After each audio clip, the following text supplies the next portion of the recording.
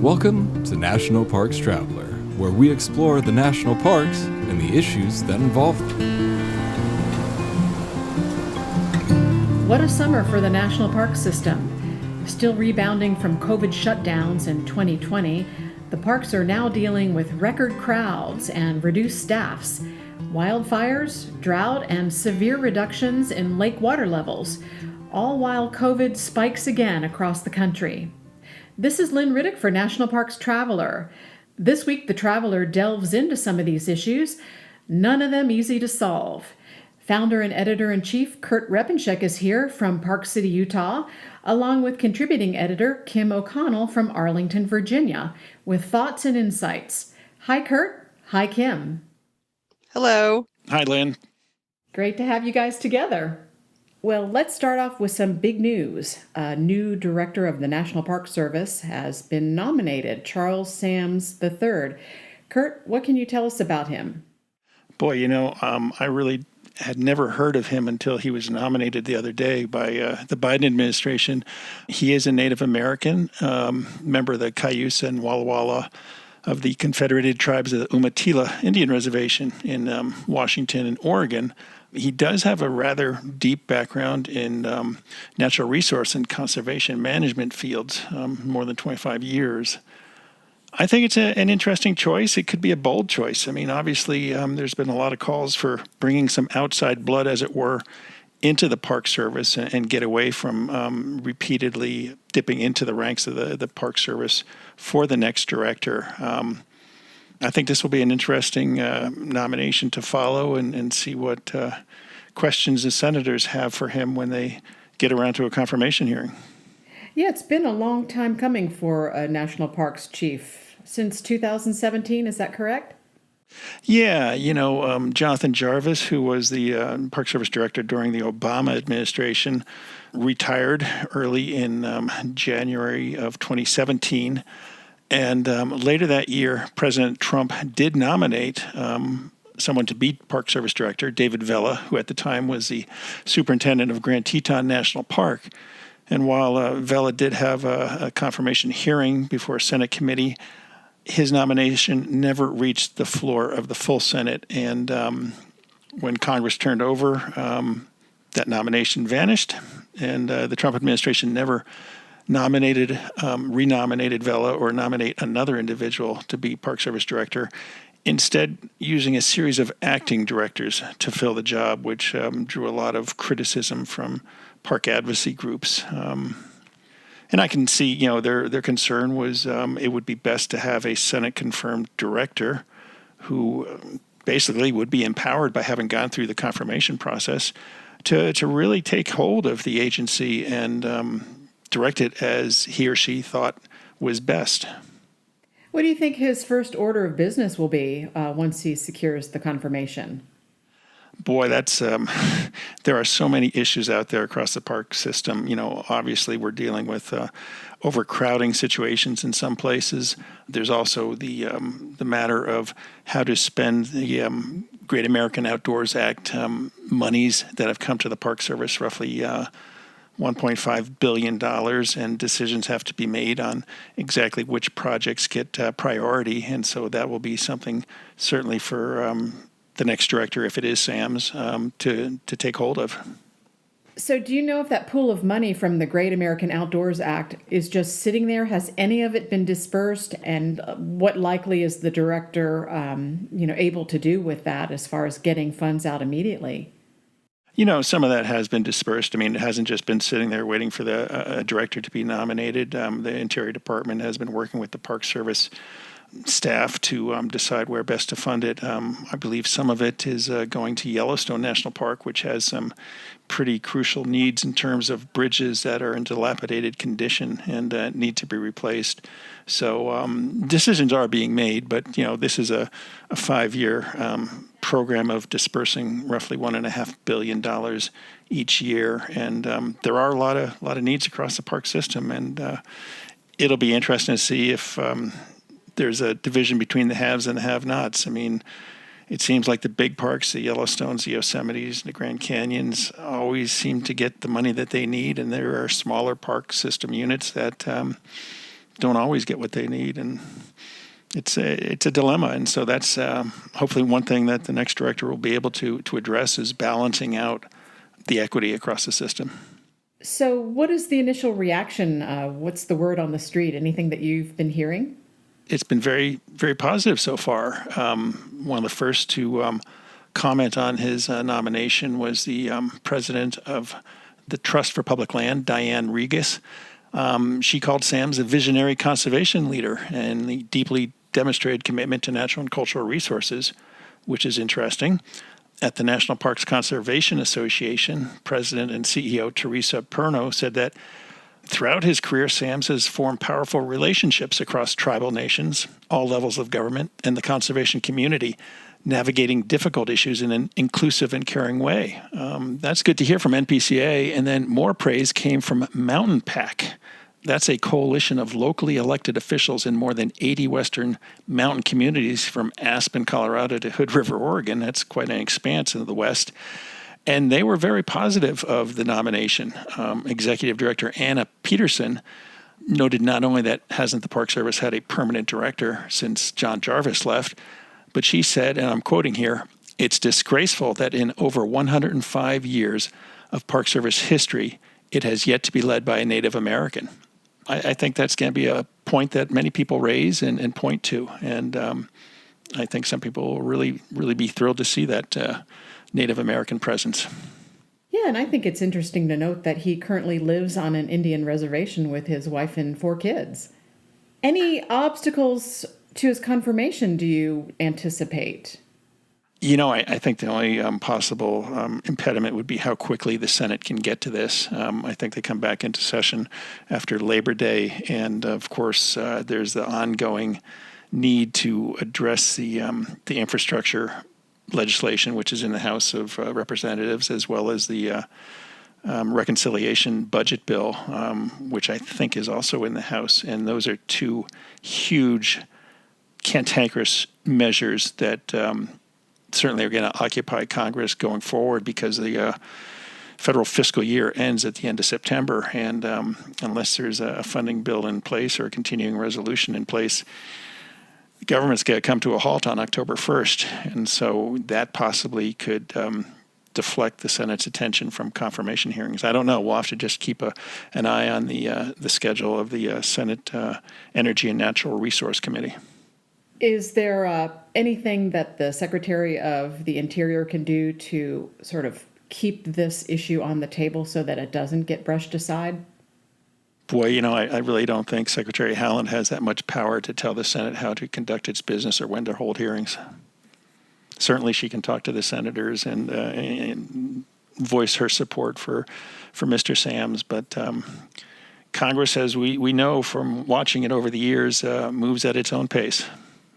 I want to talk a little bit about record-breaking crowds in the parks this summer. Kurt, I know you've been in a few parks this summer. You're getting ready to go to Yosemite. And Kim, you're getting ready to go to Shenandoah National Park. I've been to a few. So let's talk about some of the crowds. What are some of the most crowded parks this summer that we're seeing? What are some of the visitation numbers like compared to previous summers? And what have you guys personally seen? Well, Kim, I think you were just up in Acadia and had a wonderful experience. Yes, I just got back a couple weeks ago from Acadia National Park, one of my favorite parks anywhere in the system, but on the East Coast.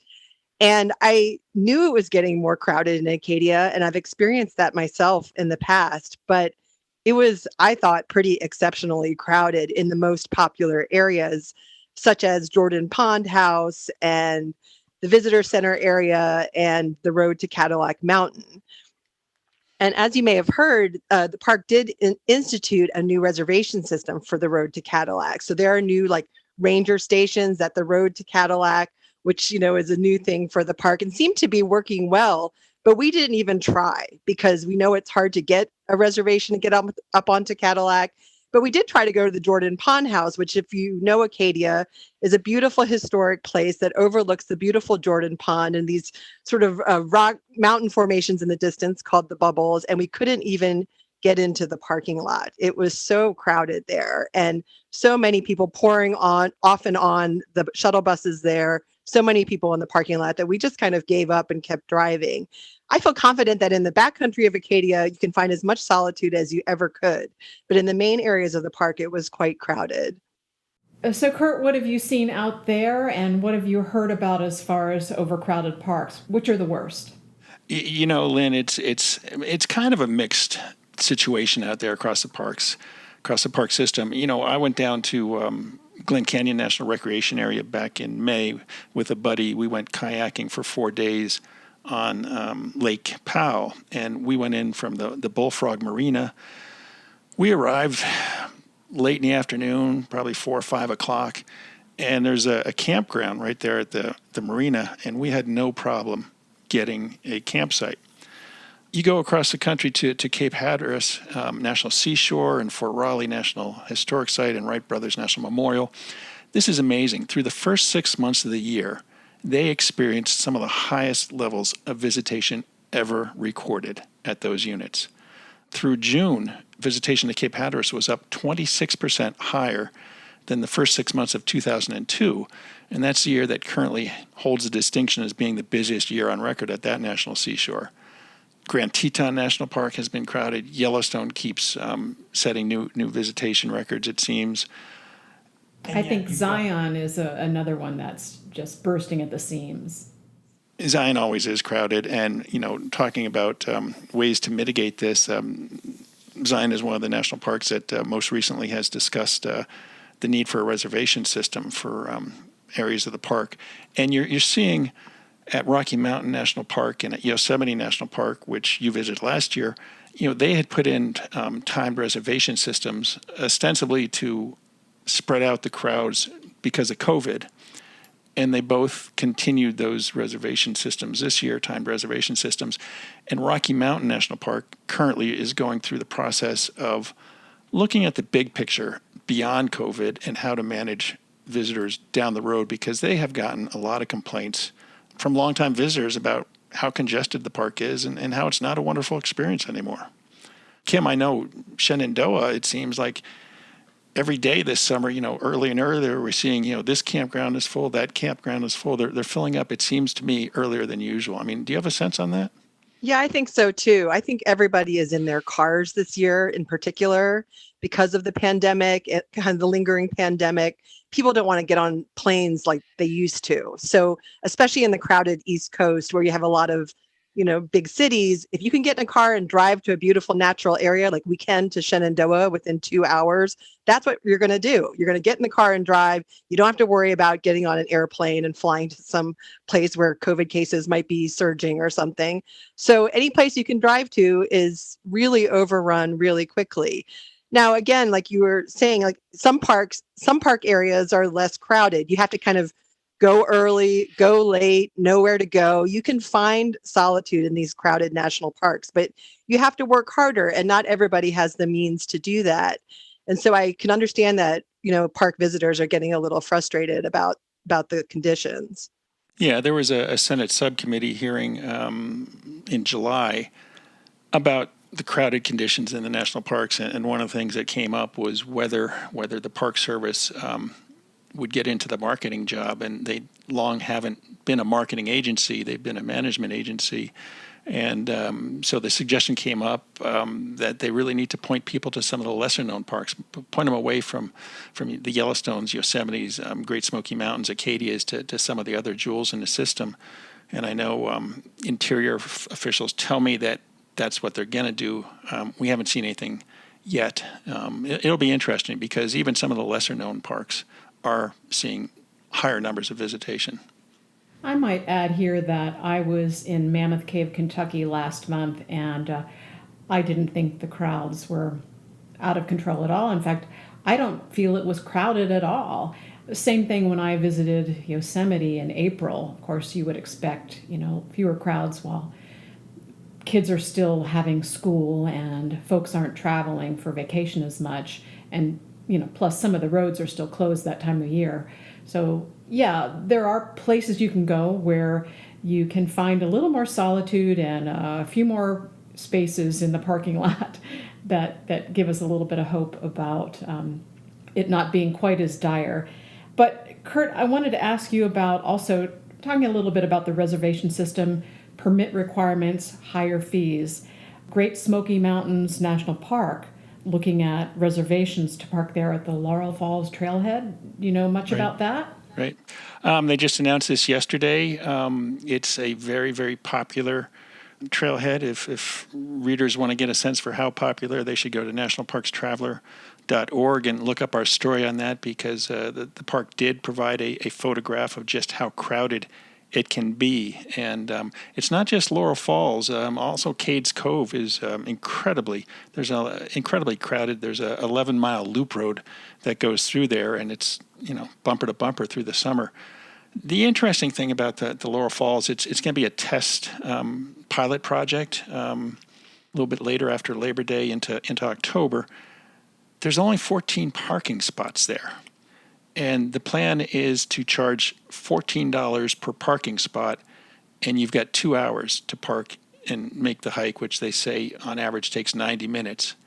And they're hoping to turn over the parking lot 4 times throughout the day. So I think that's 56 people a day will get to park there. I'm not sure about all the logistics involved with this. I don't know. It just seems kind of odd to me. I mean, $14 to park for 2 hours. I don't know. It seems kind of steep. Especially for a park with no fee. That's a park that has no entrance fee. So it's attractive to people who want a lower cost vacation and then have them come to one of the most popular trailheads and have to spend more money for a very truncated experience. I think that's going to be an interesting experiment for them. Well, it really is. And I think we're starting to see something. Everybody ballyhooed the Great American Outdoors Act when it was passed by Congress last year. And of course, that was to funnel billions of dollars into the National Park Service to help reduce the $12 to $13 billion worth of maintenance backlog across the system. And we're seeing evidence almost every week now that it's just not enough money, because Shenandoah is proposing higher fees, in part to pay for maintenance in the campgrounds and on the trails. Hovenweep and Natural Bridges National Monuments in Utah are doing the same thing, and they're not the only parks. Every time we see a new fee, we usually see the language, to help pay for maintenance needs. And so as wonderful as the Great American Outdoors Act is, I mean, it's much needed money. These reservation systems and higher fees underscore how much the national park system is in the hole and how much more money it needs to function on what I would call a expectable basis. One thing, 70 years ago, there was a lot of stories. The New York Times did a 4-part series. Wallace Stegner, the dean of outdoor environmental writing, Bernard DeVoto, a columnist for Harper's Magazine, 70 years ago, they cited the lack of funding for national parks. And at the time, I think there was 28 national parks, maybe a few more. But, DeVoto said we must close the parks and fix them and clean up the garbage and address the maintenance. And Wallace Stegner's piece was actually in Sports Illustrated. That shows you, the love for national parks, that it transcends the news and environmental and crosses over into the sporting world. But 70 years we've been dealing with this problem, aside from a 10-year period between 55 and 66 when we saw the great infusion of money into the Mission 66 program. And I'm curious if, should we just expect that parks will not be managed as America's best idea? And also, you don't want to price people out of the experience. $12 maybe turns into $15, maybe turns into $20, and at some point, it's unaffordable to people when you factor in all the other expenses of taking a vacation. So there's that balance that's always an issue. And your thoughts on that? Well, at Shenandoah, in some of the proposed fees they just announced, in some cases they want to double the fee to sleep on the ground from $15 to $30 a night. I don't know. there is the need for campground management and campground maintenance and whatnot. We often see, as in the case with Natural Bridges and Hovenweep, that the Park Service doesn't want to undercut surrounding campgrounds. I'm not sure what surrounding campgrounds they're talking about in southern Utah, because it's a lot of BLM land where it's dispersed camping. You camp for free. So I'm not sure what they're talking about when they say they don't want to undercut the cost of other campgrounds. But you get to the point where you do nickel and dime things away. And, at Yellowstone, it's a once-in-a-lifetime vacation for many people, once-in-a-lifetime experience. And so, does an extra $5 or $10 to camp matter? No, not at all, because they're spending thousands of dollars if they're crossing the country to make that experience happen. Back where Kim is in the Mid-Atlantic, within driving distance of Shenandoah and Great Smoky Mountains, you've got huge populations. Kim, you're a local. What do you think about some of these higher fees? I mean, that's the issue, is you have these local populations surrounding national parks who look at the park as, this is my national park, and you're trying to price me out of it. Well, I think something has to give one way or another. We don't want to raise fees, people say, but they also don't want to accept having a reservation system. They want the freedom to go to the national parks whenever they want and for a reasonable cost. And I think it is a reasonable expectation to a certain extent, but I feel like something will have to give. Either we need to reduce the pressure on the parks so there isn't such pressure for all these costs and maintenance, understanding that there's already a big backlog. So we need to reduce the number of people that are overcrowding these parks with a reservation system, or we need to raise the fees, or both. But I think the American people will have to accept, like you said, a different national park system in some form or another. Either it's going to be higher fees, or it's going to be limited hours, or maybe the parks close for 3 months. I'm just pulling ideas out of a hat because they need to recover from human beings. I don't know, but I think going forward in the 21st century, we're going to have a different national park system, and people will have to understand that and accept that to a certain extent. Well, and I think it's going to have to happen soon. I mean, there's an interesting situation down in Moab, Utah, the gateway primarily to Arches National Park, but Canyonlands National Park is right across the street, so to speak. Just about every day this summer, you see the tweet go out that, we're closing the entrance because traffic is backed up at the entrance station and we're not letting any more people in the park. A couple of years ago, the park at the time was proposing a timed entry reservation type system. And there was one economic analysis that said, well, geez, this is going to cost the gateway community of Moab $22 million economically. And so that proposal was immediately pulled off the board. More recently, the political leaders in Moab and Grand County, surrounding Grand County, have been almost begging the National Park Service, please put in a reservation system because we're getting all these people and we're getting backed up. And not only does it prevent people from going into Arches National Park, but it forces them onto surrounding lands, BLM lands. And so it's creating problems on those lands in terms of crowding and pollution, litter, whatever you want to call it. And for somebody who's driving across the country, I mean, gosh, I hate to say it, I'm getting old. I liked spontaneity when I was growing up. I think we have to convince the traveling American public that we just can't have that type of spontaneity anymore. You can't have somebody drive across the country and show up at Arches National Park and be met with a close sign. And so that's where a reservation system would provide a little bit more surety that, I'm going to be at Arches on September 1st, and I'll be able to get into the park. Kurt, I wanted to ask you more about Zion National Park because that's one park that seems to be more congested than so many others, and they're proposing a reservation system for Angel's Landing with a lottery system, and also a reservation system at Lava Point Campground. Tell us a little bit more about those things. Zion has seen incredible crowds. I mean, I can't recall the percentage increase over the past 4 or 5 years, but it's somewhere upwards of 40 to 60% increase in visitation. And Angel's Landing is, an iconic part of Zion Canyon, and people want to climb to the top of Angel's Landing because it scares the hell out of you. It's a very precarious hike in places, and you have to know what you're doing. Even though the Park Service has chains that you can cling onto going up it, there are times when you've got people clinging to chains going up while you've got people clinging to the same chain going down.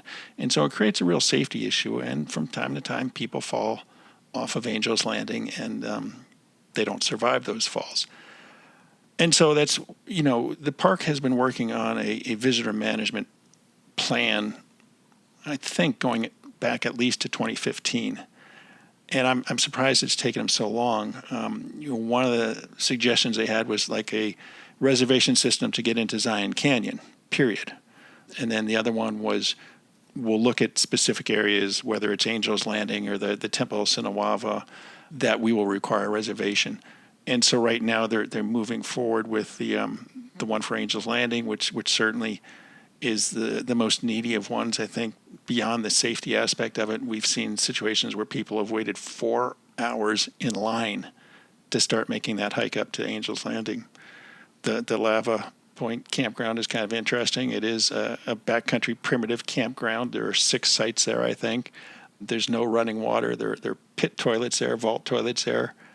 Interesting that they would toss that into the reservation mix, but I think it's the sign of things to come. And really, you look across the national park system. You go to Yellowstone, you go to Great Smoky Mountains, you go to Shenandoah. Well, hold on Shenandoah for a minute. If you go to Great Smoky Mountains, or you go to Yellowstone, you go to Grand Teton, there are backcountry reservation systems in place. They've been in place for years. And we've managed to live with them, and you just expect it, you know about it, and you plan accordingly for it. Shenandoah is just moving in that direction with a permit system proposed for their backcountry trail network. I just think it's, something that we've got to accept and work with, and the parks will be better for it, and I think your park experience will be better for it in the long run. Well, the permitting system has worked well on Half Dome in Yosemite, is that correct? I believe so, although I think there's still concerns that people are gaming it. This is a long-standing problem with recreation.gov, which is the main portal to make reservations. Every year there are issues with recreation.gov and complaints that it's not fair, that people are gaming it. They've figured out a way to reserve either the same site year after year after year, or reserve a bunch of sites. I'll give you a perfect example of what's wrong with recreation.gov, and I don't know how to fix it.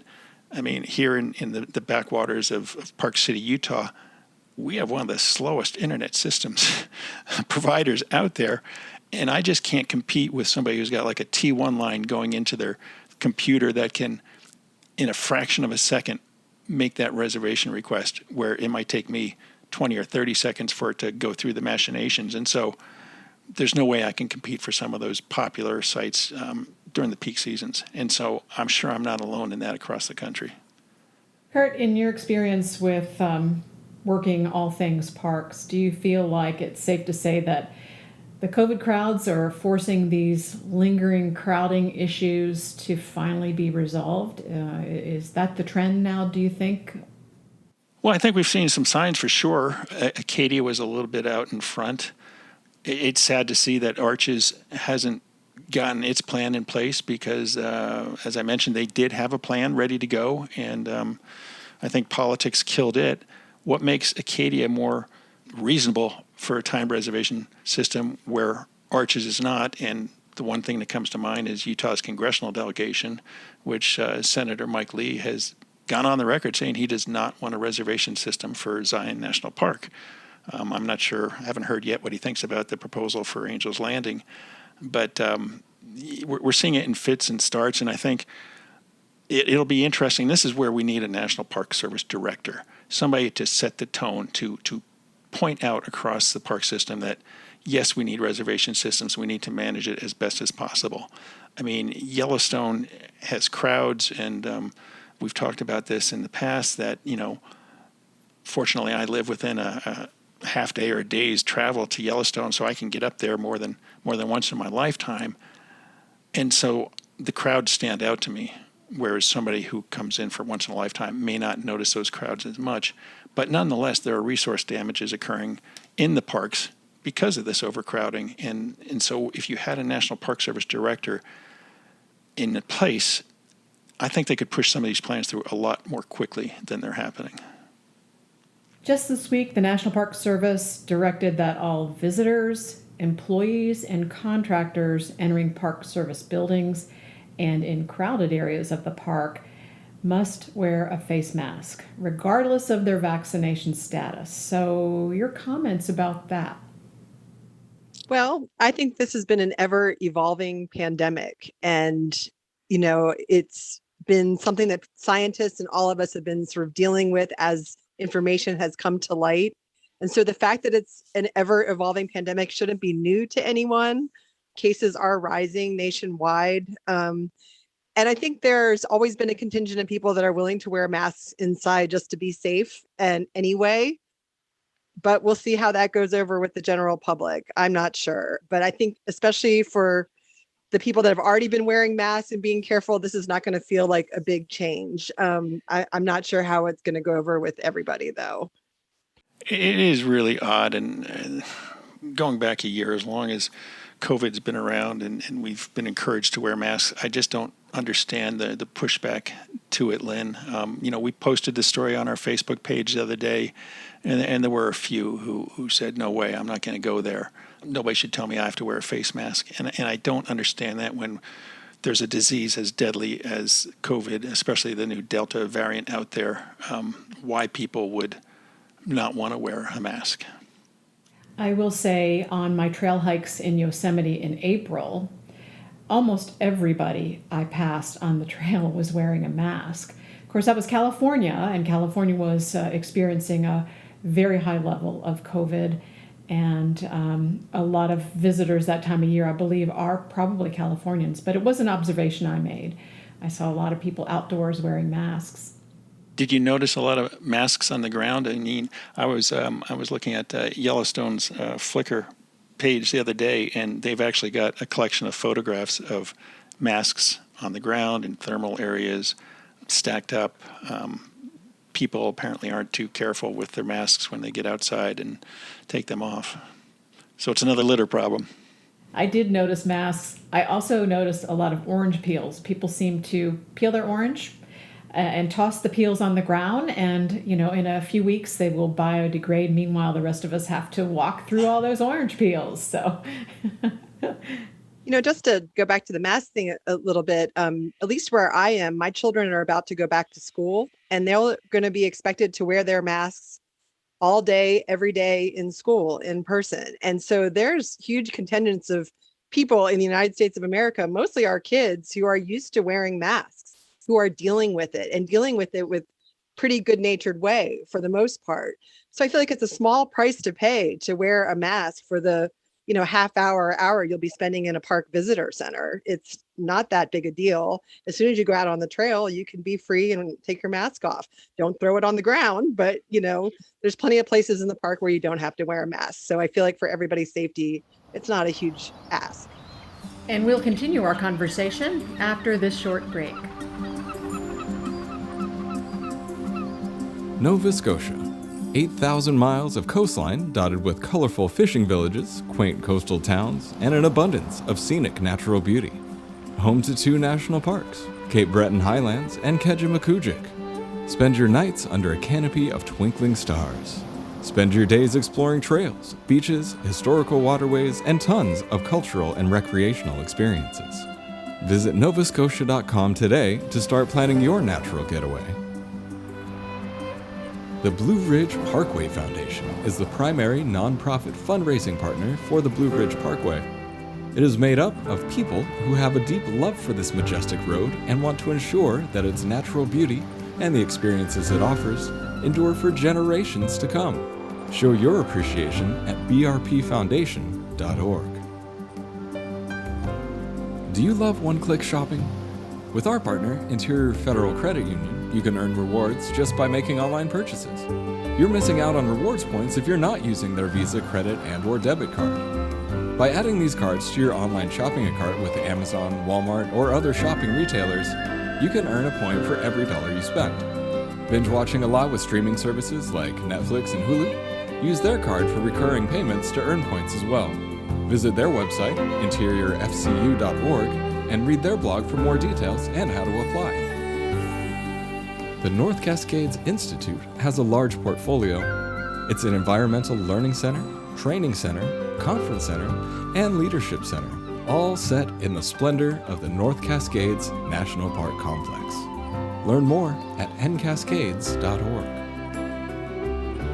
The Grand Teton National Park Foundation is a private, nonprofit organization that supports projects that protect and enhance Grand Teton National Park's cultural, historic, and natural resources. By funding initiatives that go beyond what the National Park Service could accomplish on its own, foundation donors improve the visitor experience and provide benefits to the National Park System for decades to come. You can see their successes at gtnpf.org. I'm Lynn Riddick, and I'm back with Kurt Repanshek and Kim O'Connell. Let's talk about the massive Dixie Fire in California and its impact on Lassen Volcanic National Park. Kurt, what's happening there? Boy, it's just a big, nasty fire that it kind of reminds me going back to 1988 with the wildfires that crossed Yellowstone National Park. It took a snowstorm in September to really put them out, get them under control, put them out. And I'm fearing that we're going to see the same with Dixie. I mean, it's just growing in leaps and bounds. I think this past weekend it grew by 100,000 acres. It did enter Lassen Volcanic earlier this month, and basically nothing's standing in its way. It's almost reached the northern border of the park, and part of that is, it's going through wilderness areas, and the fire managers, understandably, are really focusing their firefighting efforts on communities that are threatened by the fire. And so, if a fire is burning in the wilderness, it doesn't gain the same attention as a fire burning next door to your community. And I appreciate that. And so we've seen this fire just roar south to north across Lassen. And they have put in some bulldozer lines on the northern boundary of the park with Lassen National Forest, and hoping that will slow it down there. One good bit of news is there were a lot of concerns that the fire was going to engulf the Drakesbad Guest Ranch in the Warner Valley down near the southeastern border of Lassen, and apparently that was spared, although there was a historic fire lookout tower on Mount Harness, I believe, that the fire did claim, and as well as some private inholdings up by Juniper Lake, which is really unfortunate. It kind of harkens back a few years to when we saw those nasty wildfires in Glacier National Park that burned quite a few inholdings along Lake McDonald. We're just going to have to wait and see what type of damage it does elsewhere in the park. I know they were working around the cabins at Manzanita Lake to try and prepare them in case the fire moved that way. But it's gonna be interesting to see what it looks like come October, November. Is the park still open? No, they closed the park early in August. It just wasn't safe to have people in the backcountry with a fire of this magnitude and with this erratic behavior, and I'm looking forward. I've got some interviews set up with some, fire experts with the National Interagency Fire Center, and a lot of these fires, you hear these news reports are creating their own weather and their own erratic behavior and more intense burns. And, I'm in Utah where the Parley's Canyon fire swept through the other weekend, and then actually, as we record this, it's still only 40% contained, and it's less than 600 acres in size, which kind of shows you some of the problems that they have battling these fires.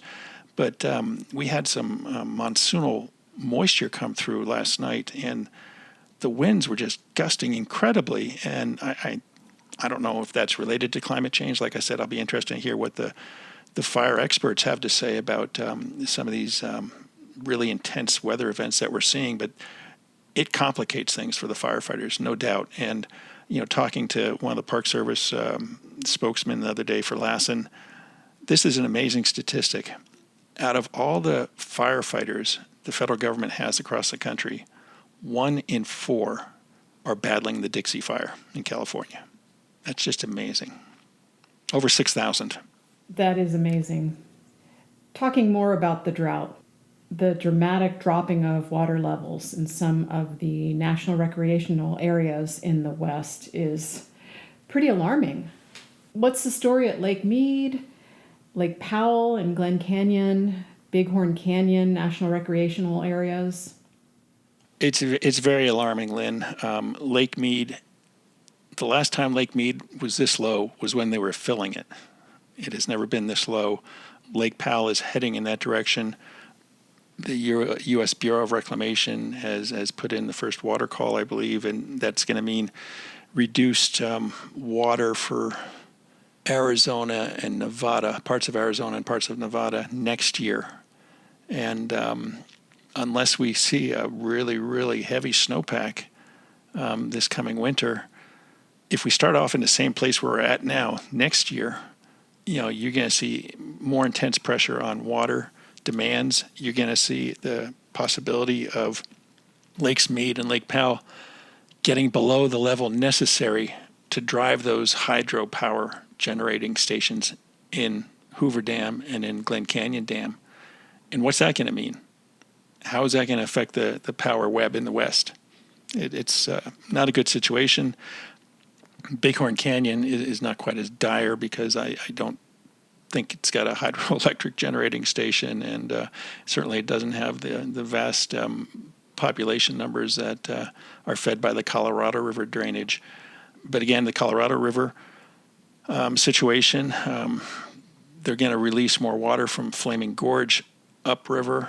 They're going to release more water from the Blue Mesa Dam over in Curacante National Recreation Area, which just the other day pointed out that it's struggling with low levels, and so it's going to change some of its marina operations because of the problems with getting boats in and boats out. And also the Navajo Reservoir that is upstream of San Juan River, all which feed down into the Colorado River and Lake Powell. We'll see how much of a difference that can make. The numbers I saw earlier this summer didn't seem terribly significant, but I think it's going to be a brand new world in terms of irrigation and water use. And economically, places like Page, Arizona, which relies so much on recreation at Lake Powell, this summer's drought, I think one hotel went out of business, declared bankruptcy because people weren't coming there. One houseboat operator had to cancel at least 400 houseboat reservations. Most of the boat launches at Lake Powell are closed to motorized vessels. I mean, you can still carry your canoe or your kayak or your paddleboard down and get in without a problem. I don't know. It's a bleak situation, and we're really gonna need some creative minds to figure out how to get around this. Well, we'll continue to follow those issues for sure. I had seen a lot of reports about boat launches being closed and boats being damaged because, propellers hitting the ground or boats getting stuck in shallow waters. But sort of the water quality issues of these lakes and, like you said, the hydroelectrical power issues are very, very disconcerting. They really are. And I think it was at Curacante where they've had some issues with, I think, blue algae, which is a toxic algae. I don't think we've seen it elsewhere in the West, but certainly we've got a lot of other problems with invasive species, whether it's the quagga mussels inside Lake Powell and Lake Mead, which are causing problems, or the Russian olive that are up the watersheds and forcing out the native vegetation. Gosh, this is really a gloomy conversation. Well, then there's the story of the child that was bitten by a coyote at Cape Cod National Seashore. And you hate to hear these stories for so many reasons, the well-being of the child, the main one. Talk a little bit about that, wildlife encroachment, and our reaction to it. Gosh, I grew up on the East Coast, and I've lived in the West a long time. So I'm somewhat familiar with both environments, and I don't know if East Coasters have less familiarity with wildlife and the problems they can pose. You look at the great white sharks that are coming up along Cape Cod. I mean, that's a relatively newfound situation with climate change because but a mix of climate change and the protection of the gray seals because the gray seal population has really rebounded and they haul out at the beaches along Cape Cod. And, of course, the gray seals are prey for the great white sharks. And so you're seeing a lot more great white sharks drawn to Cape Cod because of the increased seal populations. I think the same thing with coyotes is I just think that they've been encroaching across the east for, I don't know, maybe you have a better grasp for that, Kim, how many years they've been encroaching in, but certainly we're seeing them more and more at Cape Cod. I mean, last year there was a situation where somebody was on the beach and they had a puppy with them, and for some reason they didn't have the puppy on a leash, and a coyote got the puppy. Earlier this summer, a woman had to fend off a coyote on one of the beaches with a stick. And now we've got a child being bitten by a coyote. And I don't know, tough situations.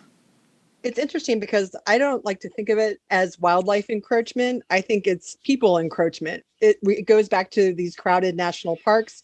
It goes back to ever expanding cities and urban areas. We are encroaching on areas of relief for wildlife. And I've seen that right here in Arlington. We're a close-in suburb of Washington, D.C. We had a black bear come into Arlington. We're completely urbanized here. So a black bear sighting, I think it was just last year, was a shock. But these animals are running out of places to live, to shelter. It's related to all these other topics we're talking about. And so what can they do? They're trying to find natural areas to live and do the things that they do. And we are there. So it's creating a lot of conflict between wildlife and people. And I agree, we have more people in these areas who are less comfortable, less familiar with wild areas, wild animals, what to do. And so it's creating problems. But I sort of feel like the issue begins with us kind of encroaching into traditional wildlife areas. No, you're absolutely right. I mean, I've lived in Utah for 27 years now. And in the subdivision that I live in, I mean, we used to see a lot of moose back in the 90s and the early 2000s coming through our backyards. And this was their habitat. And people would move in and they would call the Utah Department of Natural Resources or Wildlife Resources, get these moose out of here. They're a threat to our children. And it's like, well, why did you move up here in the first place? Because you wanted to be out in nature. You wanted to get away from the inner city. And yet some of these people want to force out the very things that we've come to appreciate and want to protect. I don't know. I don't know what the situation is. I'm at a loss. It comes back to education, which comes back to funding, which comes back to all the things that the National Park Service needs. I mean, we need to provide more education about wildlife for park visitors and what they should do if they encounter wildlife. I know that's a chronic issue out west in Yellowstone and other places, but definitely here on the East Coast as well. And that just goes back to resources and funding. The Park Service doesn't have enough, and they need more of that. Well, you're absolutely right. And I also think it's an opportunity for the traveler to help fill that void. We've got a large audience. Certainly we can try and be more attuned to providing that education, whether it's in words or podcasts or I keep talking about webinars, and maybe this will get me off the dime and start doing regular webinars with the experts to understand what circumstances we're dealing with and how best we can live with these other creatures on the earth. Now to end in a more positive light, so to speak, coincidentally happening as another annual August Perseids meteor shower comes to an end. Glacier National Park in Montana and Waterton Lakes National Park in Alberta, Canada have been certified as dark sky parks from the International Dark Sky Association. Can you explain a little bit about what goes into that? Yeah, I mean, it's a lot of work, actually, believe it or not. The parks have to assess what their lighting situations are, where they have problems with light pollution, and address those things. Some years ago, I did some stories about that, and I can't remember the name of the company, that they went to Zion National Park and they did a lot of studies in terms of light pollution, and they made all these recommendations about, here's the lights that you should be moving to, both in wattage as well as, make sure they're pointing down and not pointing up. And so these are the types of surveys that these parks are doing and conducting, and, trying to really protect their night skies from light pollution. And I think it's a great situation that we're becoming more and more aware of what people call the other half of the national park system. That half that's above us. Absolutely. Right. And I wanted to add that the International Dark Sky Association has instituted a new labeling system beyond the dark sky parks that incorporates more urban areas. They've started a new category called an urban night sky place, which is to encourage places that already have a significant amount of light pollution, and to an extent that maybe they can never be a truly dark sky. I'm talking about, a park in a city park, and then they're recognizing that when they make any efforts to reduce the impacts of lights and light pollution in their parks, even if there's already significant light pollution there. And so IDA is also trying to recognize those efforts outside of the truly dark sky parks, which I think is a great idea. I think, some people might shrug off, what's the big deal? A little light pollution, the stars are still overhead. And if you have ever been in a truly dark place and looked up at the sky, it is just an amazing vista before your eyes that plays out. When we were at Lake Powell, you wake up in the middle of the night and there's no light pollution around, and it feels like you can reach up and grab the Milky Way and bring it down. It's so incredible. And for photographers, you go to Yellowstone and you walk the upper geyser basin after the sun is set. And if you know what you're doing with night sky photography, you can get some incredible photographs of the Milky Way against Old Faithful geyser erupting. And, there are so many spots across the national park system where you can get that same type of atmosphere of the other half of the park system with the wonders here on ground. Well, Kurt and Kim, this has been a great discussion, and thank you so much for sharing your knowledge and your insight. As always, National Parks Traveler continues to be the source of all things happening in the national parks, good, bad, or ugly. Thanks so much for guiding us along the way, Lynn. Appreciate it, Lynn. Thank you. That's our show for this week. We hope you enjoyed it. In between our weekly podcasts, keep up to date on news and features involving the National Park System by checking nationalparkstraveler.org. You can find stories there as varied as the threats black bears in Great Smoky Mountains National Park pose backcountry travelers to the art of making birch bark canoes. For The Traveler, this is Kurt Repanshek. See you in the parks. Whether it be strategy, business planning, change management, board development, executive search, or diversity planning, Potrero Group is here to help. They mix a depth of experience in the parks and land space with a breadth of best practices from other industries. For more information or to schedule a preliminary conversation, go to potrerogroup.com, Potrero group.com. Western National Parks Association is a nonprofit education partner of the National Park Service. WNPA supports parks across the West, developing products, services, and programs that enhance the visitor experience, understanding, and appreciation of national parks. Learn more at WNPA.org.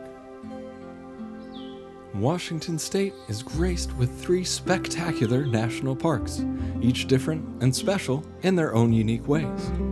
As the official nonprofit partner and the only philanthropic organization dedicated exclusively to supporting these parks through charitable contributions, Washington's National Park Fund has a mission to raise private support to deepen everyone's love for, understanding of, and experiences in Mount Rainier, North Cascades, and Olympic National Parks.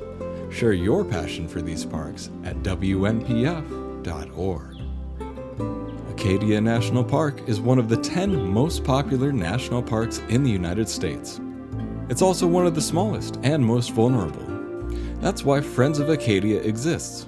Friends of Acadia is an independent organization of passionate people, inspiring those who love this magnificent park to make a real and lasting difference for Acadia. You can make a difference at friendsofacadia.org. The composers and musicians at Orange Tree Productions have created a unique collection known as the National Park Series that has grown to include more than 30 CD titles. Composed against the backdrop of a park's sounds of nature, these musical scores will connect you with these beautiful places and take you there, at least in your mind. This collection is the #1 selling national park audio series in the world and provides the background music for National Parks Travelers podcast. Visit them at orangetreeproductions.com. Editing and production work for the National Parks Traveler podcast is done by Splitbeard Productions. You can learn more about us at splitbeardproductions.com. National Parks Traveler is a 501c3 nonprofit media organization that provides daily editorial coverage of national parks and protected areas. Travelers coverage is made possible by reader and listener donations. Visit us at nationalparkstraveler.org.